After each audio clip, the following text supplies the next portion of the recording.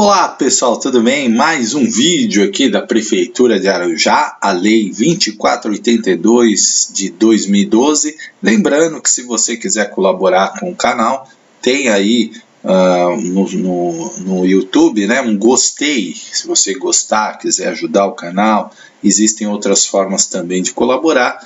E lembrando que eu vou deixar o link aí, porque eu gravei essas aulas, a gente tem uma parceria aí com Já Passei Educação, eu gravei essas aulas, estão completas lá no Já Passei Educação, se você quiser assinar também está lá disponível, eu vou deixar o link, tá, para vocês aí.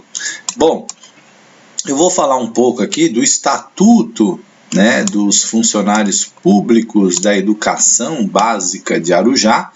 Então, nós vamos aí apresentar aqui para vocês, ó, Lei 482 de 2012, é a lei que disciplina a estrutura e organiza o quadro dos profissionais da educação básica do município de Arujá, nos termos do artigo 67 da Lei Federal 939496, que é a LDB, né, e demais disposições constitucionais vigente.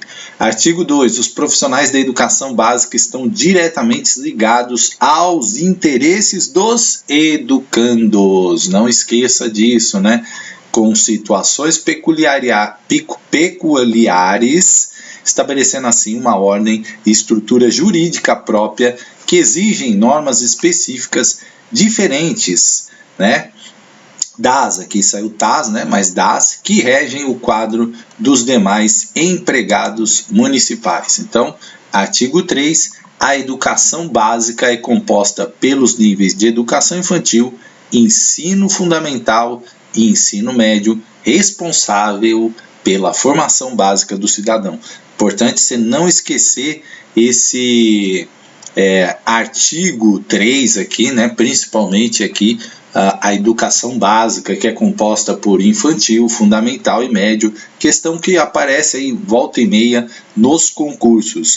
Seção 2 dos objetivos também é importante, né? As bancas gostam de perguntar sobre os objetivos. Constitui o objetivo do Estatuto, plano de carreira e remuneração dos profissionais da educação básica. 1. Regulamentar a relação funcional desse quadro no âmbito da administração pública municipal. 2. Estabelecer normas que definam e regulamentem as condições e o processo de movimentação da carreira pelo método da progressão funcional e correspondente evolução da remuneração. 3. Promover a valorização do magistério da educação básica de acordo com as necessidades e diretrizes do sistema municipal de ensino. E 4. Promover a melhoria da qualidade do ensino. Sempre importante você ter em mente os objetivos do Estatuto Plano de Carreira. Um dos itens que aparecem muito é essa questão de promover a qualidade do ensino, a valorização do magistério, ou seja, propiciar, melhor dizendo, ao professor uma carreira para que ele possa ali evoluir, tanto na forma horizontal, né, nas tabelas, na forma horizontal e vertical, para que ele aumente a sua remuneração de acordo com o tempo e de acordo com os cursos que ele for fazendo de aperfeiçoamento. Então vamos lá para o quadro, né, a composição aqui do nosso magistério. Artigo 6. Vinculam-se a esta lei os profissionais na educação básica que exerçam funções docentes e demais profissionais que ofereçam apoio e suporte pedagógico direto às atividades educativas de A. Ministrar, B. Planejar, C. Executar e D. Avaliar. Dirigir, né? Então entra lá o diretor, o coordenador, coordenar, supervisionar, o supervisor, né? Subsidiar e organizar o ensino, tá? Então todos os integrantes da Secretaria de Educação, né, estão aí, professores, diretores, coordenadores dentro desse estatuto aqui, tá? Artigo 7. As classes são constituídas na seguinte conformidade: classe de docentes, professor de educação básica infantil 1, professor de educação básica infantil 2, professor de educação básica fundamental 1, professor de educação básica fundamental 2. Então vamos lá, aqui aonde trabalha o infantil 1? Na creche. E o infantil 2? Na pré-escola. E o fundamental 1? Nos anos iniciais do fundamental, de 1º a 5º ano.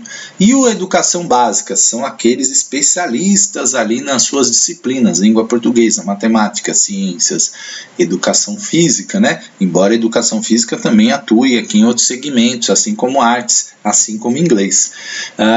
O Fundamental 2 são os anos finais, né, de 6º a 9º ano. Professor de Informática Educacional e professor de Educação Especial. Detalhe aqui é a presença do professor de Informática Educacional, então muita atenção, porque é algo que normalmente nem todas as prefeituras têm, então pode ser, né, que a banca pergunte para você. E aí, se você não estiver atento... 2. Classe de suporte pedagógico. A. Supervisor de ensino, diretor de escola, assistente de diretor de escola, tá? E coordenador pedagógico são compõem aí a classe de suporte pedagógico. Campo de atuação. Então vamos lá, artigo 8. Já antecipei para vocês um pouco, mas agora com mais detalhes. Os ocupantes de empregos em funções docentes exercerão suas atividades nos seguintes campos de atuação. 1. Inciso 1. Professor de Educação Básica Infantil 1. A linha A. Nas classes ou turmas de 0 a 3 anos nos Centros Municipais de Educação Infantil ou unidades conveniadas. Então, muita atenção. Aonde atua o professor de Infantil 1? Você vai ouvir minha voz falando isso. Nos Centros Municipais de Educação Infantil, famoso CMEI, né? Ou unidades conveniadas de 0 a 3 anos, nas funções de apoio e suporte pedagógico na Secretaria de Educação. É muito comum nas secretarias ter lá uma equipe de apoio, às vezes com professores, né, que se destacam, que fazem projetos e tal, e que tem né, normalmente é isso, às vezes é indicação política também, mas esses professores que ajudam ali a capacitação, a organização da educação, né. 2. O professor de educação básica, infantil 2. A. Nas classes ou turmas de jardim pré-escola, né, o termo jardim aqui é usado, nos centros municipais de educação infantil ou unidades conveniadas. Nas classes ou turmas de jardim pré-escolas, nas escolas municipais. Nas funções de apoio ou suporte pedagógico na Secretaria de Educação. Né? Então existem algumas escolas que têm lá pré-escola e fundamental. Existem aquelas que só tem infantil, tá? Por isso aqui as alíneas A, B e C, né? A A e a B aqui mostrando que pode ser também nas escolas ou nos CMEIs, tá? O professor de infantil 2. Professor de educação básica, né? Faltou um C aqui, né? Fundamental 1. Eles atuam nas classes ou turmas dos anos iniciais do ensino fundamental ou nas classes, né, B, nas classes ou turmas dos anos iniciais do ensino fundamental da educação de jovens e adultos do EJA, né, o EJA de 1º a 5º ano também, o PEB, o chamado professor de fundamental 1, né, muita gente chama de PEB 1, atua aí na educação básica. E nas funções de apoio ou suporte pedagógico na Secretaria da Educação, nos mesmos exemplos que eu já citei anteriormente. 4. Professor de Educação Básica, Fundamental 2. A. Nas classes ou turma dos anos finais do ensino fundamental regular e de educação de jovens e adultos, tá? B. Nas turmas de educação física nos anos iniciais do ensino fundamental e educação infantil. É muito importante, gente, vocês entenderem aqui. Educação física, ela só pode ser ministrada por professor de educação física. Existe o CREF, né, que é o órgão que fiscaliza isso dos profissionais da educação física. Então, assim, você não pode levar para a quadra as crianças para atividades físicas sem a supervisão de um professor de educação física, tá? Então, muito cuidado com isso. Então, eles atuam no ensino fundamental e na educação infantil também. Nas turmas de artes dos anos iniciais do ensino fundamental. Então, não é o professor PEB 1 que vai dar artes, é o professor de artes especialistas. E nas turmas de inglês também, do ensino fundamental, também é o professor de inglês, né? Então tem o professor da sala, aí a gente fala que tem os especialistas, que é educação física, artes, inglês, isso no Fundamental 1, tá? No infantil nós temos a educação física, tá? Nas funções de apoio ao suporte pedagógico na Secretaria de Educação. Isso aqui a banca pode te perguntar, então muita atenção onde atua cada um. Você vai ouvir minha voz lá falando na sua orelha sobre isso. 5, professor de informática educacional, né? Aquela coisa que eu falei que nem todo município tem e está aqui em Arujá, né?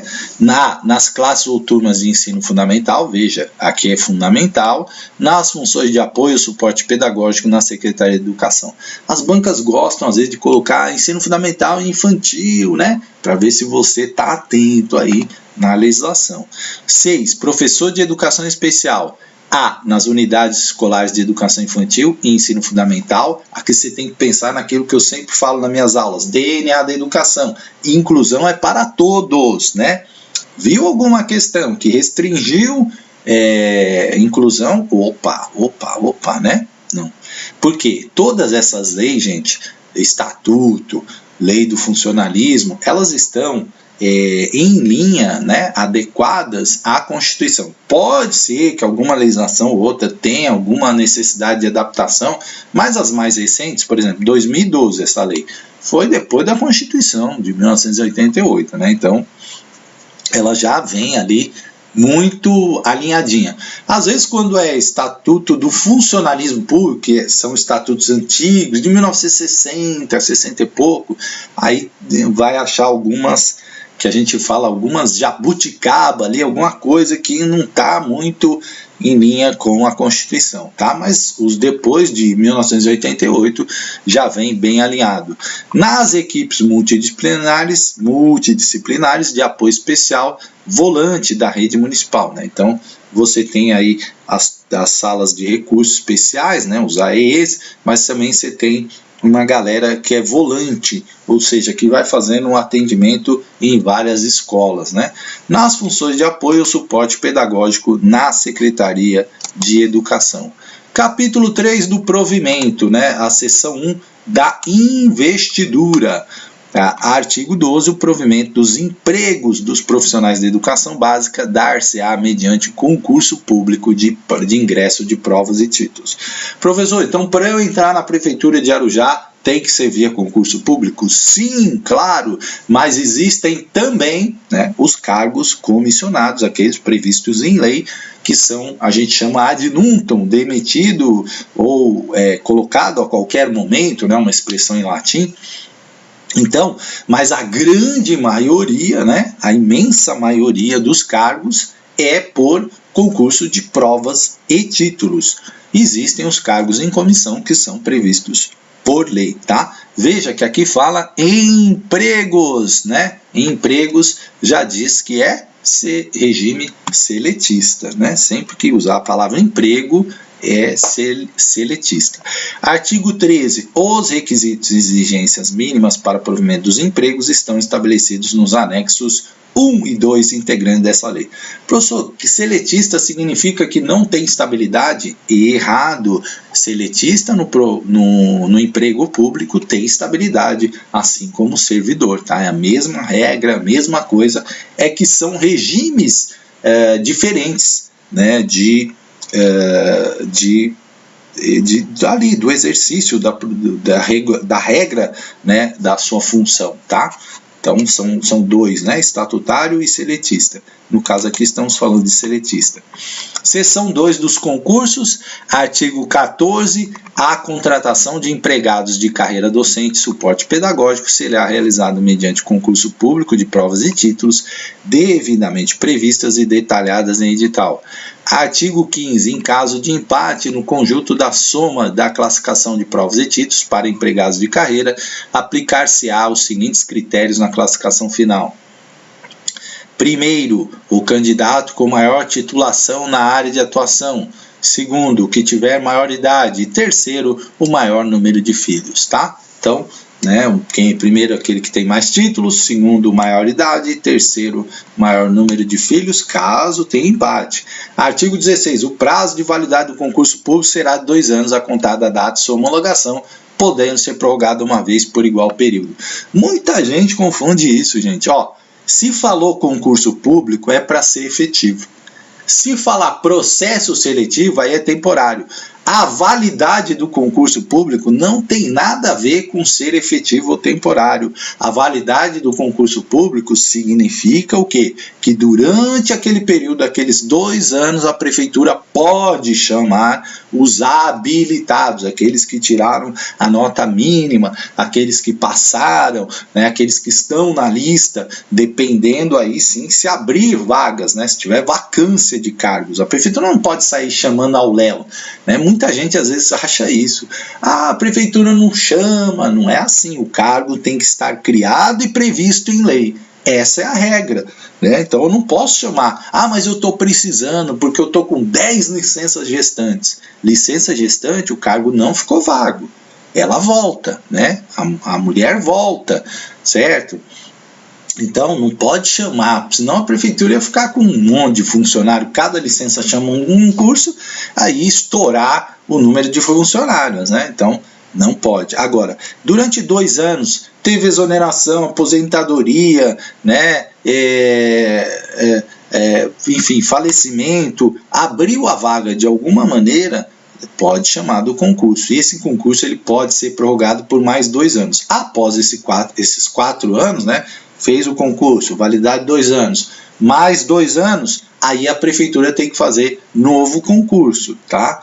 Mas aquilo que ela coloca no edital, ela tem que chamar. Se colocou uma vaga, ela tem que chamar pelo menos uma vaga, tá? Pelo menos uma vaga.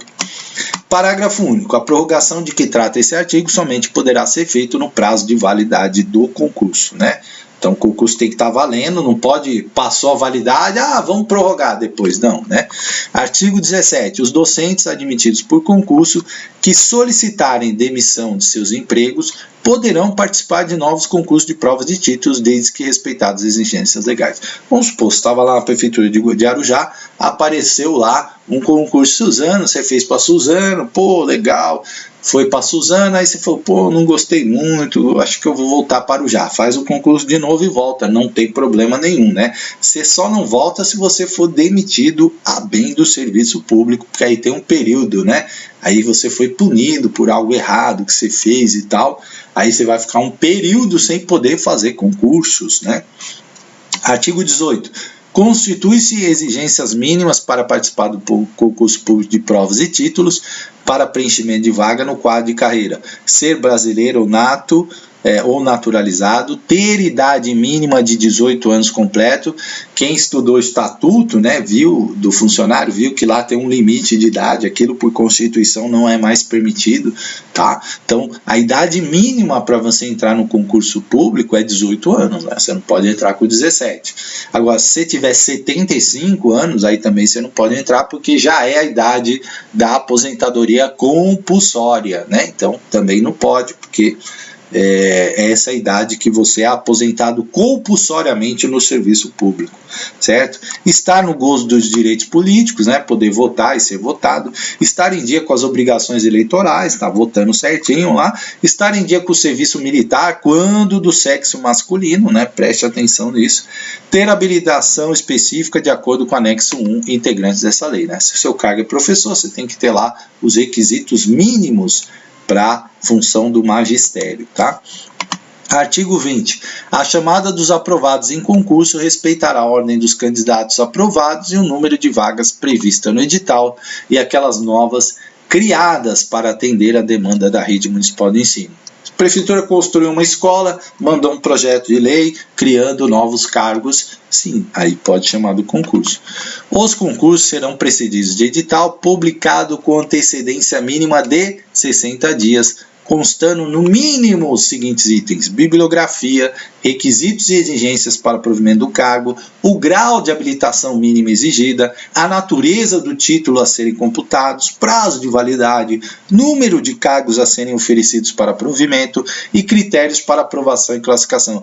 Professor, mas as prefeituras às vezes colocam pouquinho cargo lá. Por quê? O que ela coloca, ela tem que chamar. Então as prefeituras, às vezes, por prudência, colocam menos cargos do que elas precisam. Mas ao longo do concurso, elas vão chamando. Muita gente não faz concurso porque, olha lá, só tem uma vaga, não vou fazer. Gente, eu fiz um concurso, só para dar um exemplo para vocês, em São Carlos, quando eu comecei lá a fazer meus concursos. Gente, passou tempo, eu fiquei numa classificação, ixi Maria, né? E fui chamado, entendeu? Por quê? Ah, mas no edital nem passava perto da classificação que eu tava, né? Acho que eu fiquei em 50 e pouco, eu não tinha 5 vagas e me chamaram, né? Fui chamado. Então assim, e me chamaram é ruim, né? Eu fui chamado, corrigir meu português aqui. Então, precisa fazer, né? Eu sempre falo, ó, o segredo de passar em concurso é você fazer concurso. Você fazer, não ficar arrumando, problema, obstáculo. Teve muito concurso que eu fiz que era uma vaga e eu fui chamado. Tá? E teve um que eu passei em 17º, né? Posição de número 17. Eram 2 vagas. Fui chamado. E a lista inteira foi chamada. Olha que beleza. Né? Artigo 22. Os concursos públicos de que trata o artigo 14 serão realizados pela Prefeitura de Arujá, supervisionados por comissão de concurso, composta de 5 membros. Ó, lembra disso, né? Normalmente, comissão, gente, é ímpar. Né? Essa é uma dica. Por quê? Para não dar empate. Então, 5 membros, a comissão do concurso, e reger-se-ão por instruções especiais contidas em editais amplamente divulgados. Parágrafo 1. Os membros da comissão de concurso não poderão participar desse, assim como seus parentes diretos, né? Então, se você está na comissão do concurso, você não pode participar dele. Eu falo isso por experiência própria. Já fui secretário, já participei de comissão de concurso na minha cidade. E muita gente fala assim, você tem que fazer o concurso, né? Mas não podia, porque eu era da comissão, como é que eu ia fazer? Né? Não dá, né? Seção 4 da posse. Artigo 24. Posse é o ato que investe o candidato nomeado em cargo público através da sua aceitação e compromisso de bem servir o município. Artigo 25. Os requisitos mínimos para a posse ficam estabelecidos em conformidade com o anexo 1 e 2, integrantes dessa lei, e alíneas do artigo 18. Artigo 26. Além dos requisitos do artigo 25, a autoridade competente deverá exigir: 1. Declaração de acúmulo de cargos de acordo com o disposto no artigo 37 da Constituição. Você pode acumular 2 cargos de professor, desde que os horários sejam compatíveis. Existe uma série de regras aí, né? Então você precisa ter o horário compatível, você precisa ter o deslocamento compatível, né? Gozar de boa saúde comprovada em perícia médica realizada pelo serviço médico do município. Comprovante de não ter sido demitido de cargo do serviço público municipal, porque normalmente a demissão ela é punitiva, então é algo que você fez errado. Outras exigências específicas estabelecidas no edital do concurso. Artigo 27. A data da nomeação e escolha do local de exercício deverá ocorrer até 15 dias após a publicação do edital de convocação dos classificados. As bancas adoram perguntar isso e você vai lembrar da minha voz falando isso. Data de nomeação, até 15 dias. Né? Publicou edital de convocação, 15 dias para você, né, fazer todos os procedimentos para preenchimento das vagas declaradas e ocorrendo de acordo com a classificação do concurso. Artigo 28. Após a nomeação, o candidato terá até 15 dias para tomar posse na unidade escolar escolhida, podendo, com justificativa por escrito, ser prorrogado o período. Né? Então, você foi nomeado, você tem 15 dias para tomar posse. Nossa, mas eu vou mudar de cidade, eu moro no litoral, vou ter que mudar lá para Arujá, tal. Tem um período aí? Ok. O que você vai fazer? Pedir prorrogação, porque você está organizando sua vida, mudança de casa, endereço, tá? E aí a administração aceitando, você tem mais 15 dias, tá? Artigo 29. Se por omissão do interessado a posse não se der em tempo hábil, o ato de provimento ficará automaticamente sem efeito e a vacância do emprego deverá ser reconhecida na mesma data. Se você passou os 15 dias, você não disse oi, nada, você não olhou, passou batido, é tomado sem efeito e aí convoca outro, né? Convoca outro porque você não foi lá, né, tomar posse. Artigo 30. A posse verificar-se-á mediante assinatura pela autoridade competente e pelo candidato nomeado, que se compromete a observar os deveres e atribuições do emprego, bem como as normas contidas nessa lei. Vamos para questões, que é de questões que o povo gosta. De acordo com o artigo 27, a data da nomeação e escolha do local de exercício deverá ocorrer até, que beleza, hein? Após a publicação do edital de convocação dos classificados para preenchimento das vagas declaradas ocorrendo de acordo com a classificação no concurso. Você vai ouvir minha voz lá, né? Então, a alternativa que preenche corretamente a coluna é 10 dias, 5 dias, 15 dias, 30 dias. Aí você vai ouvir o professor Fábio falando, né? Data da posse, 15 dias, gabarito, letra C. Aí você fica feliz, né? Nossa, quando eu vejo uma questão que bate aquela voz do professor na minha orelha, eu falo, nossa, essa é certeza, 15, firme. Você já olha até pro lado, dá aquela risadinha, né? Essa eu sei. Então, é muito bom. Por isso que é importante a gente saber a lei, porque às vezes é a diferença, né? Às vezes a legislação, a galera não dá muita bola, e às vezes é a diferença. Artigo 31. O termo será lavrado em livro próprio e assinado pela autoridade que der posse. Né? Normalmente é o prefeito, tá? Parágrafo único. A autoridade que der posse deverá verificar sob pena de responsabilidade se foram satisfeitas as condições legais para investidura no emprego, né? Se o cara tem um diploma, tudo certinho. Artigo 32. Perde o direito à nomeação o candidato que não apresentar condições de saúde compatíveis com o exercício do cargo, comprovadas em inspeção realizada pelo órgão médico oficial e declarada em laudo. Então, se a pessoa não tiver plenamente saudável ali, né? Existe aí doenças que impedem, né? Não são todas. Eu tenho problema miopia. Não, né? Eu tenho colesterol alto. Também não, né? Mas existe algumas situações que podem, né, dar aí a sua... você não ser aprovado, tá? Parágrafo único. Constará nos editais dos processos seletivos a indicação dos requisitos de saúde necessários para exercício do cargo. A seção 5 do estágio probatório, né? Então, quem estudou a legislação lá, o Estatuto do Funcionário Público, viu que lá o estágio probatório ainda não está atualizado. Olha aqui no dos professores como já está atualizado. Artigo 33, estágio probatório é o período de 3 anos, tá?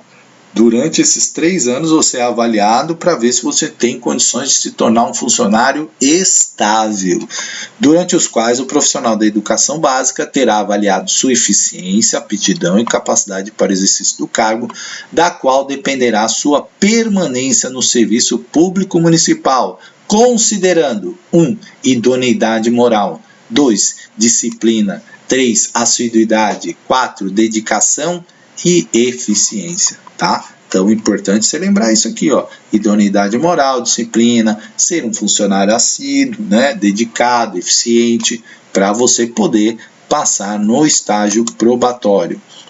Artigo 34. O estágio probatório para profissionais da educação básica é necessário, mesmo em regime de contratação seletista, devido à natureza do emprego e condições de avaliação de desempenho específicas para a garantia da qualidade da educação. Mesmo numa contratação seletista, tem estágio probatório. E volto a dizer, porque o pessoal fica muito na dúvida. Aí começa aquelas... Não vou fazer esse concurso porque é CLT e CLT pode ser mandado embora a qualquer hora. Nada disso, nada disso. Né? O empregado público que tem o regime seletista, ele também tem estabilidade, tá? Então, não é assim.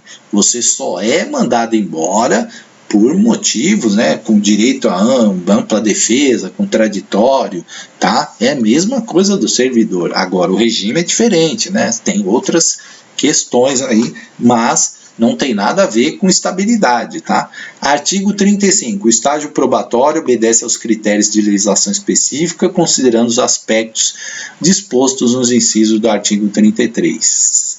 Artigo 36. A avaliação em estágio probatório é obrigatória como condição para a continuação do empregado e será efetuada em conformidade com a lei específica. Artigo 37, né? Quando eu pulo algum artigo, gente, é porque provavelmente não vai cair, senão a gente fica com a lei bastante extensa, embora eu gosto de apresentar bastante coisa da lei, né? Compete à Secretaria de Educação realizar a avaliação de desempenho, acompanhado pelas unidades de recursos humanos e assuntos jurídicos, bem como comissão formada da chefia imediata do servidor efetivo e mais 2 servidores da mesma função, cabendo-lhes 1. Propiciar a adaptação do profissional ao ambiente de trabalho, acompanhar e orientar no que couber no desempenho das suas atribuições, informando ao profissional do magistério o seu grau de ajustamento ao cargo e a necessidade de ser submetido a um programa de treinamento. Ou seja, esse período de estágio probatório não é apenas para mandar a pessoa embora, existe um acompanhamento. Às vezes a pessoa está iniciando no magistério, né? Então ela ainda precisa aprender coisas, e aí essa comissão vai ali acompanhar, faça isso, faça assim, né? Melhore aqui, tá? Vamos te dar um curso, garantir o registro de desempenho necessário para acompanhamento do processo. Artigo 38. Durante o período de 3 anos do período probatório, o empregador que não demonstrar competência será demitido, tá?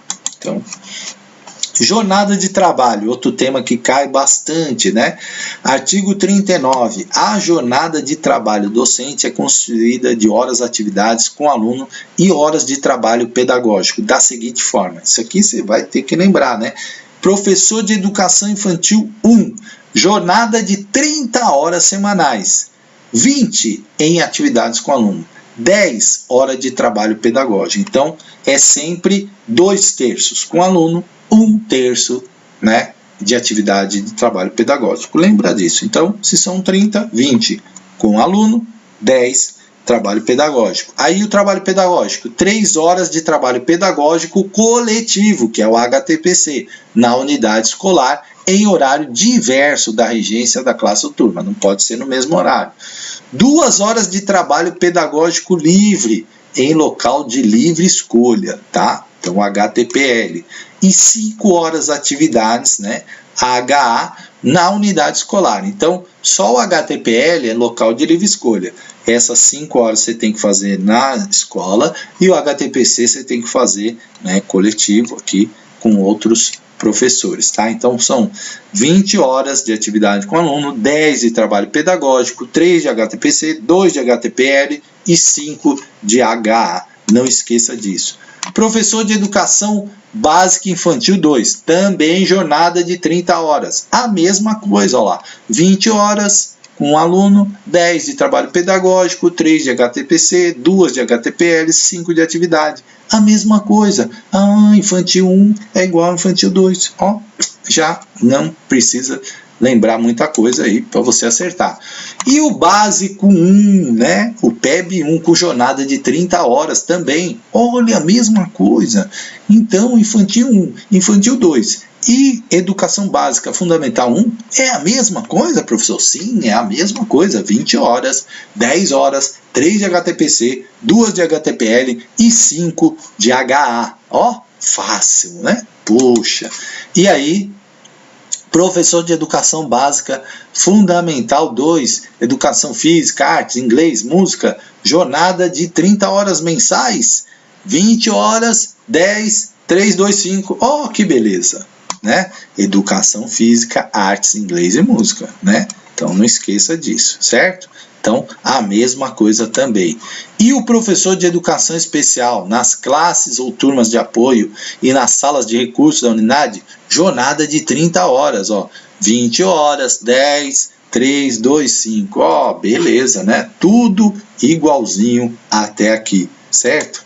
E aí o professor de informática educacional, em classes ou turmas de ensino fundamental, jornada de 30 horas, sendo 20, 10, 3, 2, 5. 20, 10, 3, 2, 5. 20, 10, 3, 2, 5, né? Então, você vai ouvir esta pequeno verso que eu fiz agora. Nossa, horrível isso. Então, 20, 10, 3, 2, 5, né? Olha só, para a maioria dos professores aí, né? A hora de trabalho terá a duração de 60 minutos para todos os docentes. O professor que, por motivo de diminuição de aulas, não formar a jornada, terá que cumprir a diferença atuando em projetos especiais na própria unidade de ensino, conforme a designação da direção de escola ou da secretaria. O que é isso? Às vezes você pegou lá, não deu as aulas, né? Você não conseguiu pegar aquelas 20 aulas lá, pegou 12, faltou 8, aí você vai fazer projeto de reforço, outro projeto lá, tá? Aos ocupantes de função docente, professor contratado por período temporário, aplicar-se-á as jornadas previstas no artigo 39 dessa lei. Artigo 41. Docentes sujeitos às jornadas previstas no artigo 39 dessa lei poderão exercer horas extras suplementares para o desenvolvimento de projetos específicos no limite de 10 horas semanais, tá? Então, olha aí a banca te perguntando, né? Aí você vai falar de hora extra, tal. Para professor, às vezes isso soa estranho, né? Mas lembrando que aqui o regime é seletista. Então, suplementares no limite de 10 horas semanais. Artigo 42. Poderão exercer horas suplementares extraordinárias de trabalho com um limite de 10 horas semanais os docentes em exercício no ensino fundamental para fins de projeto de reforço e recuperação paralela, conforme eu falei já, né? Parágrafo único. Os projetos de reforço ou recuperação paralela deverão ser elaborados de acordo com a proposta pedagógica da escola e aprovados pelo diretor da unidade de ensino, homologados, supervisionados e avaliados pela Secretaria Municipal de Educação de Arujá. Artigo 43. As horas de trabalho pedagógico coletivo fixadas são de cumprimento obrigatório para todos os docentes aos quais sejam atribuídos classes ou turmas, incluindo os que se encontrem em regime de acumulação de cargos, não podendo em nenhuma hipótese ser substituídas por atividades individuais. Artigo 44. Os profissionais da classe de suporte pedagógico e apoio educacional terão suas jornadas de 40 horas semanais destinados ao cumprimento de suas atividades específicas. Diretor, assistente de direção, supervisor, coordenador, tudo 40 horas, tá? Não esqueça. Carreira, né? Princípios básicos. A carreira dos profissionais da educação tem como princípios básicos. Eu sempre falo que as bancas adoram princípios. 1. Profissionalização, que pressupõe vocação e dedicação ao magistério e qualificação profissional, certo? 2. Valorização do desempenho, da qualidade do conhecimento. E 3. Melhoria da qualidade do ensino e da aprendizagem, né? Então a lei traz aqui, né, bastante atenção aqui nesse inciso 1, né, vocação e dedicação ao magistério, porque eu não gosto muito dessa palavra vocação, né? Nasceu para ser professor. Eu não concordo muito com isso, mas tudo bem. Mas então, ficar atento, né? Profissionalização que pressupõe vocação e dedicação ao magistério e qualificação profissional. Valorização do desempenho do conhecimento e melhoria da qualidade do ensino e da aprendizagem. Porque eu acho que esse negócio de vocação acaba desvalorizando a nossa profissão. Às vezes o cara estuda bastante, não é que ele era vocacionado para aquilo, é porque o cara se preparou, se dedicou, né? Porque senão joga as horas de esforço como se fosse, isso aí é porque o cara tem lá, é vocacionado para isso. Como, eu não sei, parece que desvaloriza. E às vezes a gente estuda tanto, se dedica tanto, e aí as pessoas jogam isso como se fosse um atributo natural, né? Então, não sei, eu não gosto muito, tá? Artigo 47. A valorização dos profissionais do ensino será assegurada através de 1. Formação contínua e sistemática promovida e oferecida pela Secretaria Municipal de Educação de Arujá, realização periódica de concursos públicos. 3. Exercício de todos os direitos e vantagens compatíveis com a atribuição do magistério e piso salarial nos termos da lei Federal, tá? Aí da remuneração. Artigo 49. A remuneração dos integrantes do quadro magistério será constituída do piso salarial ou salário base, considerando 1. O valor referência do cargo, 2. As vantagens pecuniárias. Artigo 50. Os profissionais do magistério terão seus vencimentos reajustados na data base dos funcionários no mês de maio. Então, teoricamente, todo mês de maio tem aquela reposição da inflação, teoricamente, né? Artigo 51. O ingresso em empregos da carreira dos profissionais da educação básica dar-se-á no nível 1, considerando a admissão e na faixa correspondente à habilitação, conforme os anexos dos integrantes dessa lei. Artigo 52. Havendo resíduos dos 60%, aqui a lei ainda não foi atualizada, né? Porque houve uma alteração recente aí, né, no artigo 212A da Constituição, que estabelece que agora, para pagamento dos professores, não mais é 60%, e sim 70%, tá? Do Fundeb, né? Então, por isso que algumas prefeituras acabaram tendo que dar bônus aí, porque senão não ia dar os 70%. Algumas até passam de 70%, mas antigamente era 60%, né? Aqui agora já é 70%. Professor, e se a banca perguntar e tal? Eu acho que a banca não pergunta, porque está desatualizado, né? Falta o legislador local fazer uma lei lá alterando de acordo com a Constituição, tal, né? O novo lei do Fundeb, alterar o artigo 52, e aí precisa ser por lei, né? Os vereadores não é automático, alterou na Constituição, altera lá. Os legisladores locais precisam fazer isso, né? Então, por isso que eu acho que nem vai cair essa pergunta aqui, para evitar recursos, né? Mas se perguntar, ainda está na lei, 60%, né? Mas na Constituição já diz que é 70% do fundo serão revertidos aos profissionais da educação através do abono, considerando o critério de assiduidade, né? Quando sobra resíduos, né? Não deu, aí tem que chegar nesse ponto. Artigo 53. Os integrantes do quadro magistério e classe de especialistas da educação terão direito a 6 faltas dias abonadas anuais, autorizadas antecipadamente pelo superior imediato. Então, preste atenção, são 6 faltas, tá? Seção 5 da progressão funcional. Artigo 55.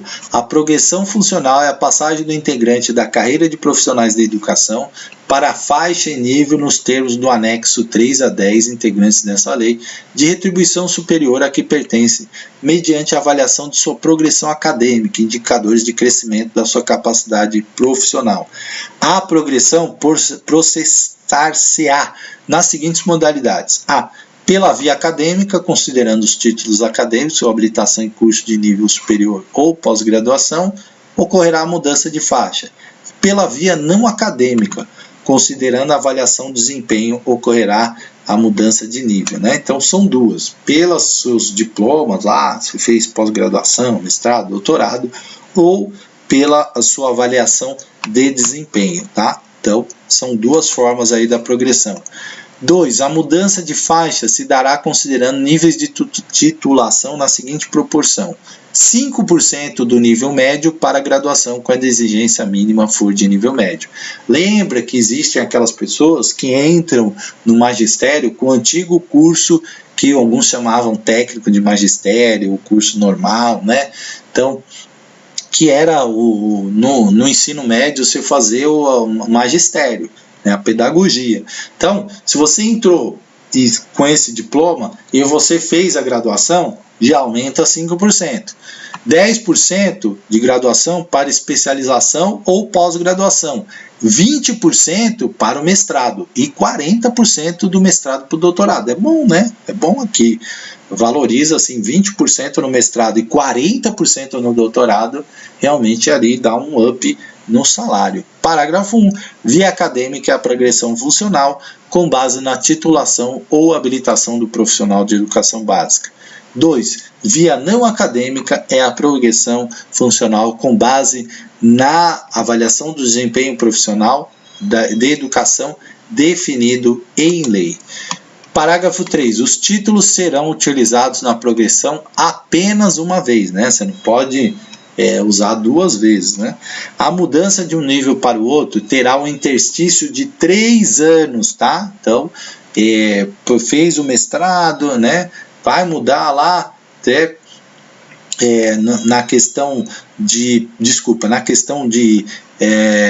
avaliação de desempenho, né, 3 anos, tá? 3 anos, não do mestrado e doutorado, não, da avaliação de desempenho.